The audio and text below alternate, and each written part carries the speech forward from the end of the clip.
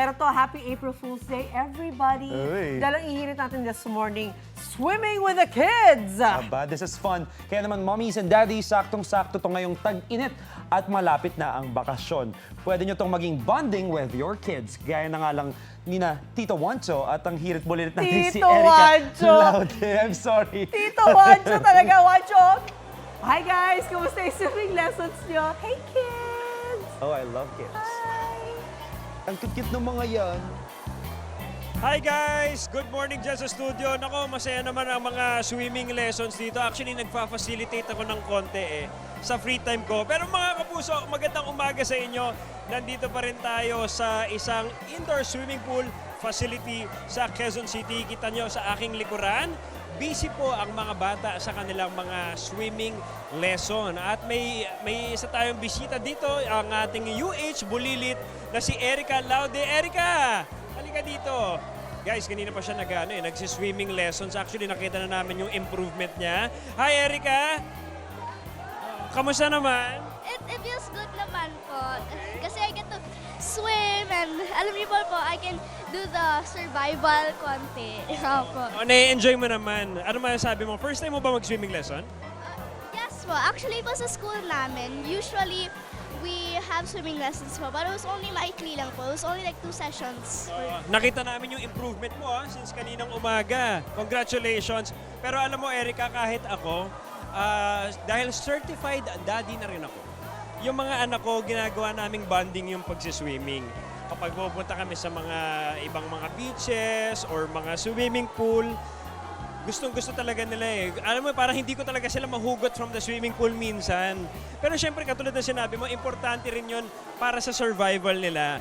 Oo. So gusto mo mag-swimming ulit? O sige, mag-swimming ka muna dyan, mag-exercise ka muna, Erica. Kami muna bahala dito, ha? Bye, Erica. Enjoy. Enjoy your swimming lesson. At para malaman pa natin ang mga programs or mga exercises na ginagawa ng ating mga bata dito, makakasama natin ang COO ng swim school na ito na si Coach Angelo Lozada. Coach Angelo, guys, alam nyo, ninong ko to si Coach Angelo dito rin tayo nagkakilala sa unang hirit. Pero ninong ko to. Coach, kamusta? Ayos lang. Oo. Sayang, hindi kita nabate. Good morning, Padre Salvi. Hindi pala, Wancho. Good morning. Pero yun, Coach. Anyway, nakikita natin may iba't ibang mga levels dito. Yes, oo. Anong age ba usually nagsa-start mag-swim Actually, lessons? talaga we encourage as early as possible dito sa Bertusada Swim School. 6 months old pa lang. Gusto 6 months namin old? mag-start na. Okay. Progressive ang ginagawa namin. Oo. So, yung mga different levels ang inaano natin. Dito sa Bertusada, meron kami, actually, we have 4 levels for the babies. Aha. But yet, to summarize it, yung first half ng levels namin are more for confidence builder namin. Okay. In a fun way. Kaya makakita ka dyan ng mga bata na nag-e-enjoy. Gusto namin kasi fun way Oo. Laging fun way. Kasi pag ang mga bata nag-e-enjoy, mas mabilis ang learning. Para ma-familiarize din sila at hindi sila matakot sa tubig, Coach? Yes. So oo. ito, anong ginagawa nila ngayon? Pati itong mga nandito? Yeah, kung makikita mo, may mga toys kami dito. Ginagamit namin yung mga toys para makakonect sa mga bata. Pero, kala mo lang, laruan lang, hindi. Ginagamit na, incorporated sa lessons yan.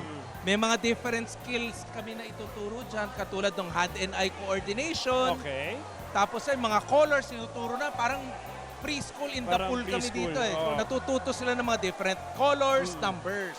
Yan yung confidence builder stage. Okay. Pag confident na sila, diretso sila ngayon doon sa skills level namin. Okay. Kaya makikita mo dito ngayon, tumatalo na yung mga bata. Yan Ito yung na mas yung advanced skills na, level. Coach. Advanced na yan. Usually, gano'ng katagal yun? Depende kasi case-to-case basis sa mga bata. Hindi lahat ng bata pare-pareho. Depende doon sa start nila, frequency rin nila. Okay. So yun yung ginagawa namin. Okay. Tapos kapag mas advanced na, pupunta naman tayo dito sa medyo mas bigger kids na, Yes. Coach? Dito sa babies, ito yung levels, confidence builder, skills level. May ganyan din kami level sa mga bata. Okay. Ito yung mga 4 years old and above. Okay. 4 years old and above. Dito tayo ngayon. Ah. Kaya dito. Pero tayo dito, Coach.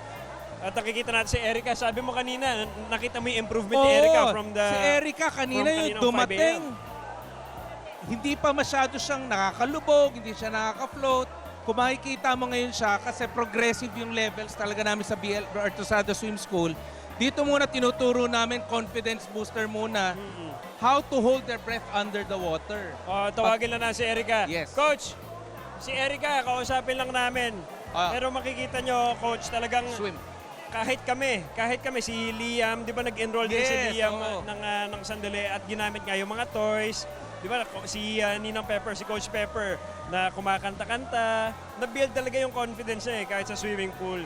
At saka maganda kasi sa swimming lessons din, we teach rhythm. Yeah. Yung mga singing, natututo sila ng rhythm. And rhythm is everything pagdating ng skill development eh. Tama. So ayan si Erica. Erica, halika dito. Oh. Sinabi ni Coach Angelo, nag-improve ka na daw. Ano man sabi mo? Thank you. And I have really fun here. Maybe I might inquire for swimming lessons. And thank you so much for teaching me. And as well as the other coaches po. What's good with Erica kasi a while ago nakita ko si Erica talagang gusto niya talaga matuto. Oo. Yung eyes pa lang niya sabi niya, I wanna learn this. Kaya ang bilis ng learning. Yes, Ang bilis ng learning ni Erica. Kanina, ngayon nakaya niya na mag-swim pa from this point to the other point. Eh. Oo, basta may desire. Desire. Oo, okay. Pero ito, Coach, may iba't ibang mga levels of learning, di ba? Or yung Yes. program ninyo. Oo. May for floating, survival, Yes. tama ba? Can you Nag-umpisa kami dito, describe that? tinuturo muna namin. Kasi ito yung sinasabi namin sa lahat ng mga pere. Maski pwede nyo gawin to sa bahay kung gusto nyo turuan yung anak nyo. Umpisa nyo muna dito sa breath holding. Matuto silang lumubog muna, mag-get ng air, tapos niyan, pumunta sa ilalim in a comfortable way. Kailangan, again comfortable, fun way ang learning. Oo. Kasi pag ang mga bata, pagka nag-e-enjoy, mabilis ang learning Oo, eh. kahit naman mga Yes, adults, Coach. even adults also Oo. eh. So after dyan, we teach them how to float. Dito ngayon, tinuturo ngayon yung floating. If you notice, ito yung floating ngayon sa kanila. Very important ang floating talaga kasi pagka sa malalim, wala ka malalango yan. So yan ang pinaka-foundation ng Bertosada Swim School. We really teach them how to do survival stroke by floating. Yes, of Kasi course. pagka comfortable sila lumutang, maski saan pwede silang lumangoy. Oo. Then after ng floating, which si Chef, kasi float muna, taas ang legs. Dito tinuturo na namin kung paano gumalaw ang legs nila. Okay. Para ito na yung makapag-propel start ng forward na sila. Ito na start Skills ng swimming mismo. Yes. Ito, confidence booster muna namin. Confidence nila. Ito na tinuturo na unti-unti yung skills. Dito Okay. tinuturo yung legs na. Float, legs. After the legs, makikita mo, tinuturo, ito ginagawa na nila yung lessons. Nagkikick na sila with the board. Nagkikick sila with the kickboard. Usually, Coach, gano'ng katagal bago sila maging competitive? Pagka siguro dito sa amin, on an average, basta dire-diretso, Oo. makakapag-compete na sila after siguro 30 lessons sa amin. 30 Free lessons. enrollment on an average kit. Tapos Yung ilang gusto beses matuto. per week?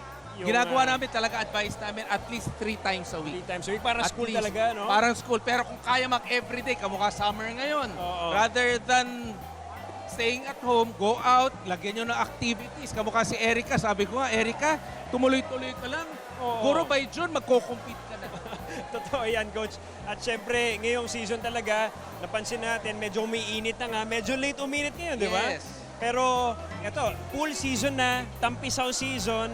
Kaya ano pang mga ma-advise mo sa mga nag-iisip pa lang na mag-enroll? Okay, yung mga gusto mag-enroll, ang first thing sinasabi namin, lalo na pagka maliliit na babies pa lang, make bath time really enjoyable. Kasi ang start namin, usually yung mga takot sa swimming lessons namin sa umpisa, nakikita na, napapansin namin, pag tinanong namin, hindi sila nag-enjoy ng bath time nila. Kaya the natatraumatize, first swim lessons Yeah. talaga is during bath time. Then afterwards, remember, swimming or any learning should be fun. It should have a structure na fun component na nandoon. Para mas mabilis matuto. Tama. Anyone, even adults, ganun. Ako, Coach, anong sisimulan mo sa akin? Ay, nako. Matagal na tong in the making, In no? the making, matagal na yan. Yan ang next natin. Thank you so much, Coach Angelo. Ninong, nag-enjoy ako at syempre marami pa rin ako natutunan. Mga kapuso, nako, wag nyo na isipin, gawin nyo na, mag-enroll na kayo sa mga swim lessons. At syempre may iba't ibang mga pools naman around the area, no? Yes. Oo. Marami different, anywhere, we're there. ang ginagawa kasi namin, make it convenient to the because swimming should be learned by anyone. Yes, and Okay? everyone as Everyone well. should be Maraming able to salamat swim. again, Coach. Nako, marami pa tayong gagawin dito. Magsiswimming muna ako mga kapuso. Pero ang unang hirit, magbabalik. Dito lang yan sa inyong Pambansang Morning Show. Unang hirit, guys! Swim na tayo.